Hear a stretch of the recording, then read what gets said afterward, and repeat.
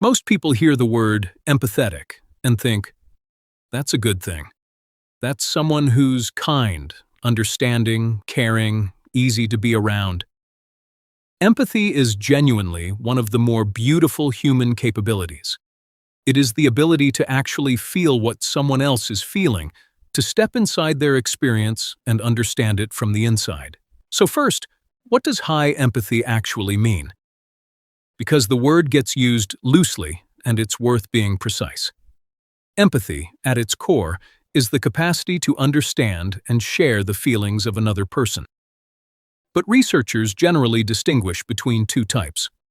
Cognitive empathy, which is the ability to understand what someone else is thinking or feeling, to mentally model their experience, and affective empathy, which is actually feeling what they feel, emotionally resonating with them, experiencing a version of their pain, their joy, their anxiety, as if it were your own.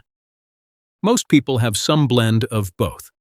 Highly empathetic people, particularly those who tend to identify as empaths, or who've been told their whole lives they're too sensitive, tend to run very high on affective empathy. They don't just understand that someone is sad, they feel the sadness. It lands in their body. And that distinction matters enormously for everything that follows. The experience of feeling other people's emotions intensely is one of those things that's almost impossible to explain to someone who doesn't have it. It's not metaphorical. A highly empathetic person walks into a room where someone is tense and their own nervous system picks it up. Shoulders tighten, stomach shifts, mood changes before a single word has been exchanged. A friend cries, and the empathetic person's eyes fill too, not performatively, but because something in them genuinely resonates with the distress. Someone shares a story about humiliation or grief, and the highly empathetic person goes home and still feels it hours later, like a song they can't get out of their head. Research on affective empathy and what's called emotional contagion, the phenomenon where one person's emotional state spreads to another, shows that some people are significantly more susceptible to this than others. And interestingly, it has neurological correlates. Studies using brain imaging have found that highly empathetic individuals show greater activation in the areas associated with emotional processing when observing others' pain or distress. And here's where the first real cost shows up: taking on other people's problems. For the highly empathetic person, hearing about someone's difficulty doesn't stay informational. It becomes personal. A friend mentions they're struggling at work, and the empathetic person leaves the conversation thinking about it, worrying about it, mentally generating solutions, checking in the next day. A family member is unhappy, and the empathetic person can't fully relax until that family member is okay. It's not just caring. It's a kind of involuntary ownership. The problem transfers, at least partly, from the person who has it to the person who absorbed it. And the exhausting part is that nobody asked for this to happen. The empathetic person didn't decide to take it on. It just happened, automatically, because that's how their emotional system operates. This connects directly to one of the most painful and persistent struggles of highly empathetic people: struggling to say no. Not because they're weak, not because they're doormats, but because when someone asks for help, they feel the weight of that person's needs so acutely that saying no feels actively cruel. They don't just hear, "Can you help me?" They feel the vulnerability behind it, the hope behind it, the potential disappointment behind it. And saying no to that feels like choosing to cause pain to someone they can feel is already struggling. So they say yes. Again, to the extra shift, to the late-night phone call, to the favor that's going to cost them time and energy they don't have. Because the other person's discomfort in that moment feels more urgent than their own limits. This is one of the places where high empathy and people-pleasing start to blur, but they're not exactly the same thing. People-pleasing is often driven by anxiety about how one will be perceived. Empathy-driven overgiving is driven by actually feeling the other person's need as if it were a fire alarm. The outcome can look similar from the outside. The internal experience is completely different. Putting other people's needs first, chronically, is so deeply normalized for highly empathetic people that many of them don't even recognize it as a pattern. They just think they're considerate. They think they're good partners, good friends, good colleagues. And they are, but often at significant cost to themselves. What gets consistently deprioritized is their own comfort, their own rest, their own needs, their own preferences in small and large decisions alike. Over time, this creates a kind of internal deficit that's hard to name, a vague sense of depletion, a feeling of being somehow behind on their own life, always catching up after tending to everyone else's. Feeling guilty when someone is upset with them is another hallmark that highly empathetic people often describe with a kind of exhausted recognition. When someone is angry at them, even unfairly, even unreasonably, the highly empathetic person's first response is rarely defensiveness. It's guilt. It's the immediate internalization of the other person's upset, as evidence that something must have been done wrong. They can intellectually know they did nothing wrong and still feel terrible, because they can feel the other person's anger so vividly that it overrides their own narrative about the situation.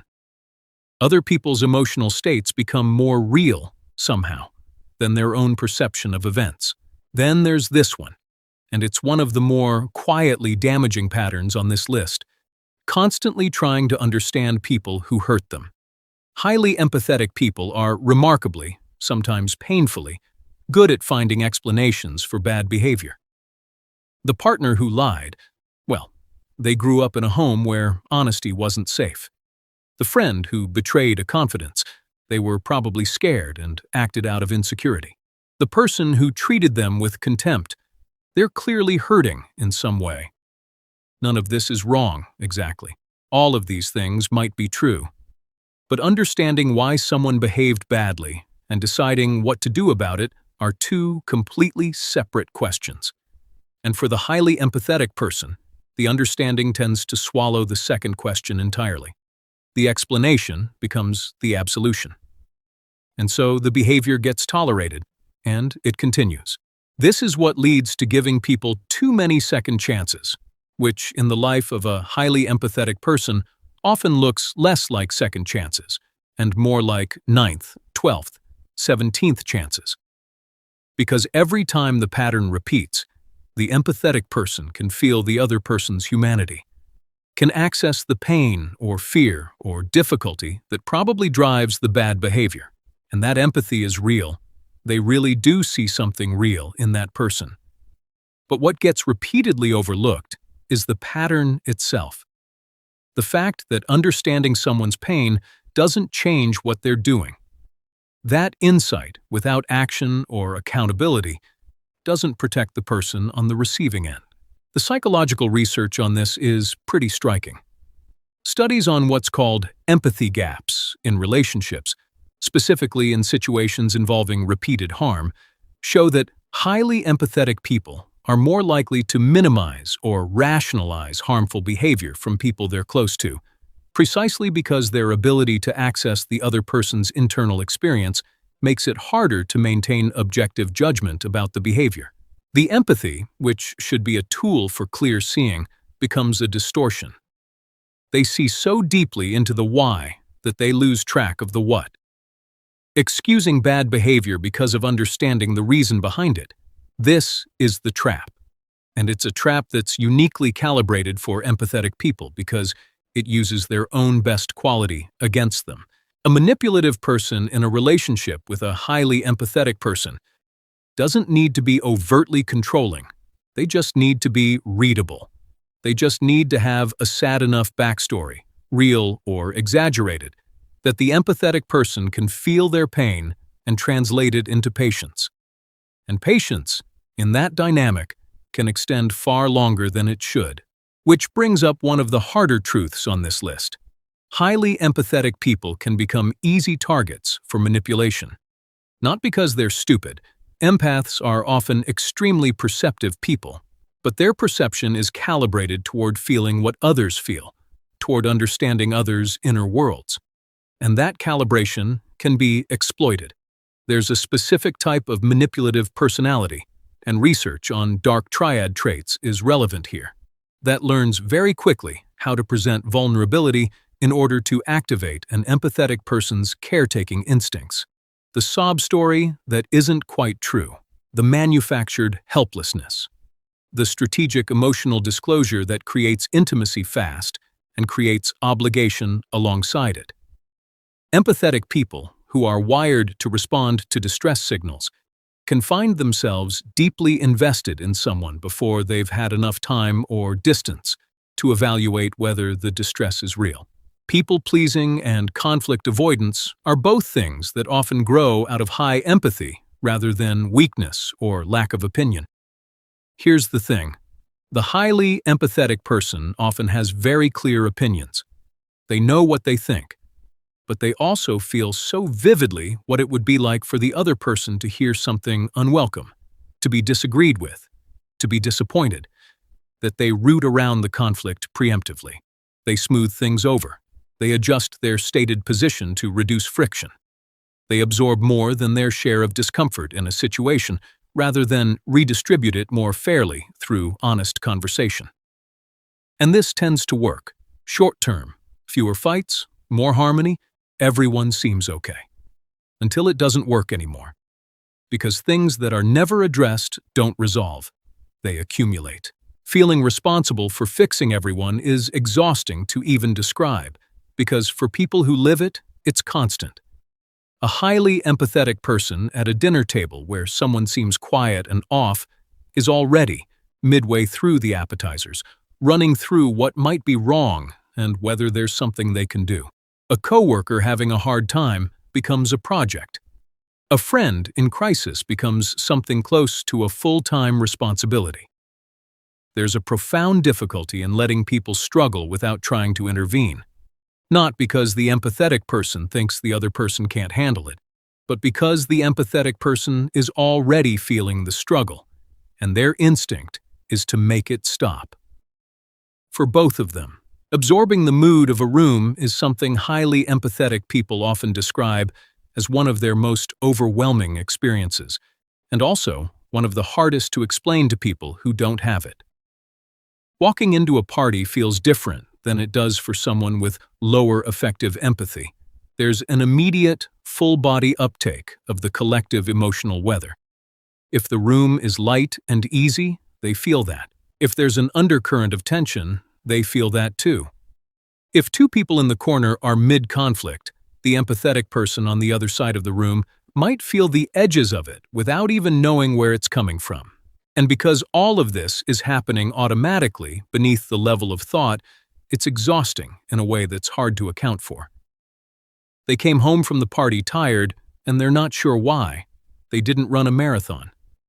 But they processed about 40 people's emotional states over the course of 3 hours. That takes something. The emotional exhaustion after social interactions is real, documented, and often misunderstood, even by the empathetic person themselves. Many highly empathetic people identify as introverts and attribute their social exhaustion to introversion, and introversion may be part of it. But research suggests that empathic overarousal, the sustained physiological and emotional activation that happens when someone is highly attuned to others' emotional states, is its own distinct phenomenon. It's not just that interaction is draining, it's that a specific kind of high-intensity emotional processing is draining. Big feelings rooms, hospitals, conflict-heavy workplaces, charged family gatherings cost more, and the recovery is longer than it is for people whose emotional system doesn't operate the same way. Difficulty separating your emotions from someone else's is both a defining feature of high empathy and one of its most disorienting consequences. When something is unclear, is this sadness mine, or am I carrying someone else's? Is this anxiety about my own situation, or am I resonating with my partner's stress? It's genuinely hard to locate oneself, to know what's actually true for you, independent of what everyone around you is feeling. This blurring of emotional boundaries makes it difficult to make clean decisions, to know what you actually want, to advocate for your own needs. Because your own needs keep getting obscured by the emotional static of everyone else's. Overthinking other people's reactions is where the cognitive dimension of high empathy shows up most clearly. Replaying conversations, analyzing a tone of voice, wondering if the slightly short reply meant something, running mental simulations of how a planned conversation might land.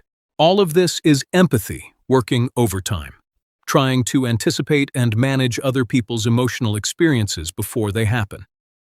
And it's exhausting in the specific way that overthinking always is, circular, usually inconclusive, and costing energy that could go toward literally anything else. Ignoring your own needs, and often not even noticing that this is happening, is perhaps the most cumulative cost of high empathy over a lifetime.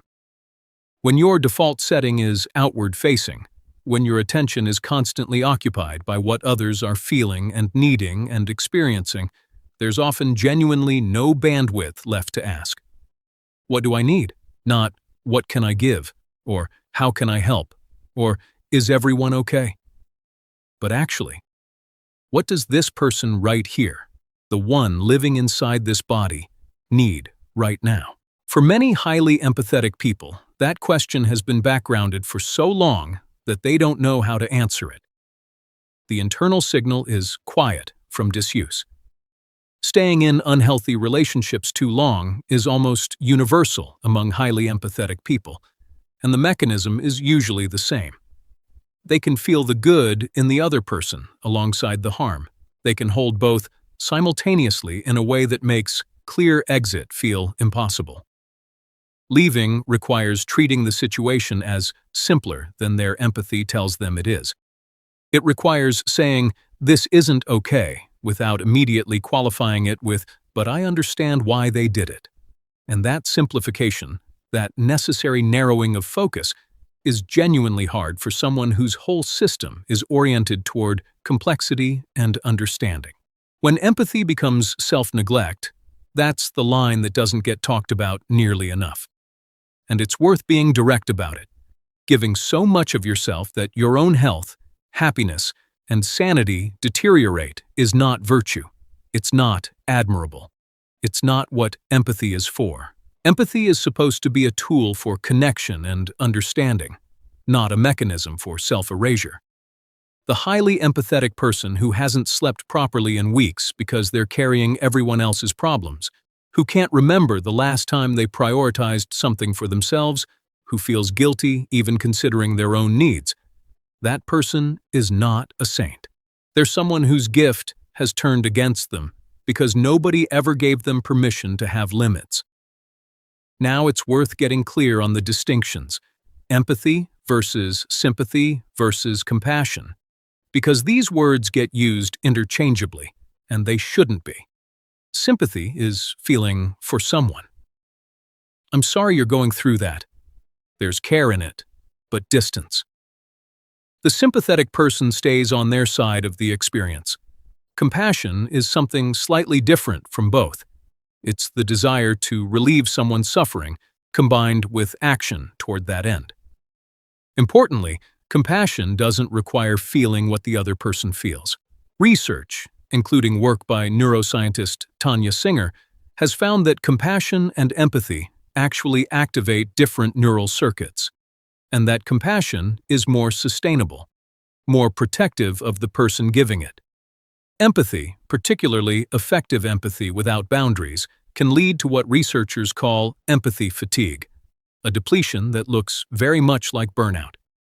Compassion, practiced with some internal distance, allows care to continue without burning the caregiver out. Why empathy without boundaries becomes harmful to both parties, not just the empathetic person, is something that rarely gets said clearly enough. When a highly empathetic person has no limits on what they'll absorb, take on, excuse, or enable, the people around them are also affected, because those people never get accurate feedback. Their needs are always accommodated, their bad behaviors always explained away, their half efforts are always enough. They don't grow. The relationship doesn't grow. It stays stuck in a pattern where one person is perpetually giving and the other is perpetually receiving. And both, in their own ways, are missing something. How to stay empathetic without becoming a resource that people deplete? This is the practical question. And the answer isn't to turn the empathy down. Research doesn't support the idea that empathy is a dial that can simply be adjusted. What can be developed is boundaries, not as walls that keep feeling out, but as filters that allow the empathetic person to choose what they take in and what they observe without absorbing. There's a practice in some therapeutic traditions of what's called empathic presence, being fully attentive and responsive to another person's emotional experience, while maintaining some awareness of oneself as distinct from it. It takes practice. It can feel counterintuitive to someone whose whole life has been about merging with others' experiences. But it's learnable. Understanding someone doesn't mean tolerating their behavior. This might be the single most important sentence for a highly empathetic person to hear, internalize, and actually believe. Because the empathetic person's logic often goes, if I understand why they did it, I have to make room for it. But those two things aren't linked. Someone can have a completely understandable reason for behaving badly, a painful history, a broken pattern, a fear that drives them, and the behavior can still be unacceptable. Understanding the why is generous and often valuable. It's information. But it's not an instruction. It doesn't tell the empathetic person what to do next. That's a separate question, and it's one they're allowed to answer in favor of themselves. The difference between having empathy and being responsible for someone's emotions. Here's the distinction that changes everything when it finally lands. Feeling what someone feels is not the same as being in charge of how they feel. Caring about someone's well-being is not the same as being responsible for managing it. Highly empathetic people often carry an implicit belief, rarely examined, rarely consciously chosen, that because they can feel another person's distress so acutely, they must do something about it. That the feeling creates an obligation. It doesn't. Someone else's feelings are information, not a bill addressed to the empathetic person to pay.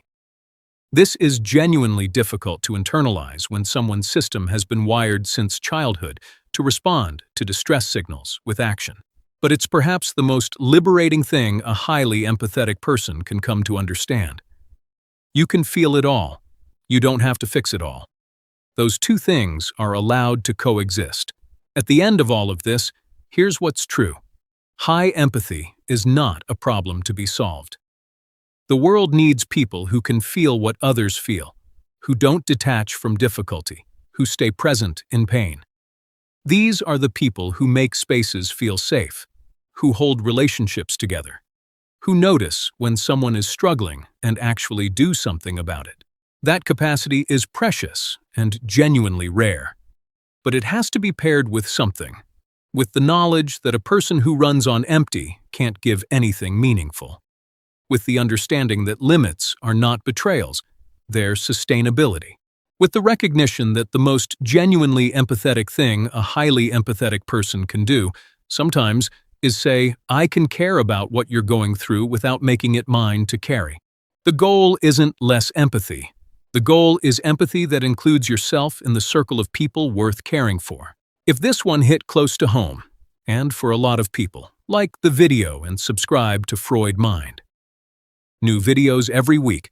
See you in the next one.